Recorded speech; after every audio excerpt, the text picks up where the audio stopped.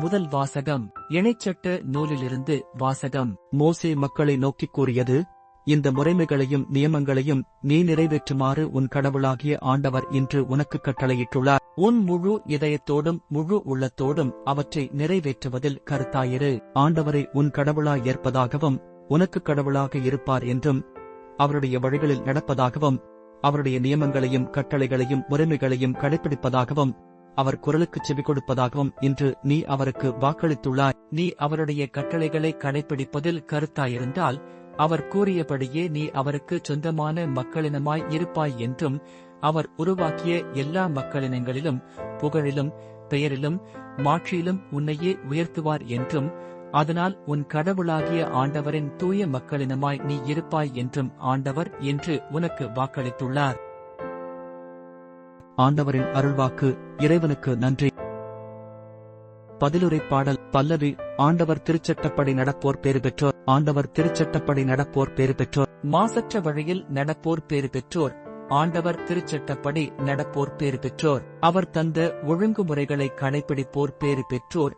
முழுமனத்தோடு அவரை தேடுவோர் பேறு பெற்றோர். பல்லவி. ஆண்டவர் திருச்சட்டப்படி நடப்போர் பேறு பெற்றோர். ஆண்டவரே, நீரும் நியமங்களை தந்தீர், அவற்றை நாங்கள் முழுமையாய் கடைபிடிக்க வேண்டும் என்றீர். உம்முடைய விதிமுறைகளை நான் கடைபிடிக்க என் நடத்தை உறுதியுள்ளதாய் இருந்தால் எவ்வளவோ நலம்.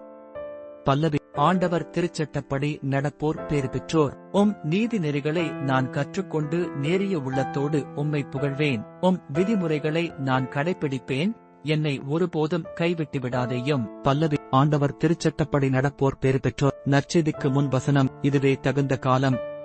இன்றைய மீட்பு நாள். நற்செய்தி வாசகம். மத்தேயு எழுதிய தூய நற்செய்தியிலிருந்து வாசகம். அக்காலத்தில் இயேசு தம் சீடரை நோக்கிக் கூறியது, உனக்கு அடுத்திருப்பவரிடம் அன்பு கூர்வாயாக, பகைவரிடம் வெறுப்பு கொள்வாயாக எனக் கூறியிருப்பதைக் கேட்டிருக்கிறீர்கள். ஆனால் நான் உங்களுக்குச் சொல்கிறேன், உங்கள் பகைவரிடமும் அன்பு கூறுங்கள், உங்களை துன்புறுத்துவோருக்காக இறைவனிடம் வேண்டுங்கள். இப்படிச் செய்வதால் நீங்கள் உங்கள் விண்ணகத் தந்தையின் மக்கள் ஆவீர்கள். ஏனெனில் அவர் நல்லோர் மேலும் தீயோர் மேலும் தம் கதிரவனை உதித்தெழச் செய்கிறார். நேர்மையுள்ளோர் மேலும் நேர்மையற்றோர் மேலும் மழை பெய்யச் செய்கிறார். உங்களிடத்தில் அன்பு செலுத்துவோரிடமே நீங்கள் அன்பு செலுத்துவீர்களானால் உங்களுக்கு என்ன கைமாறு கிடைக்கும்?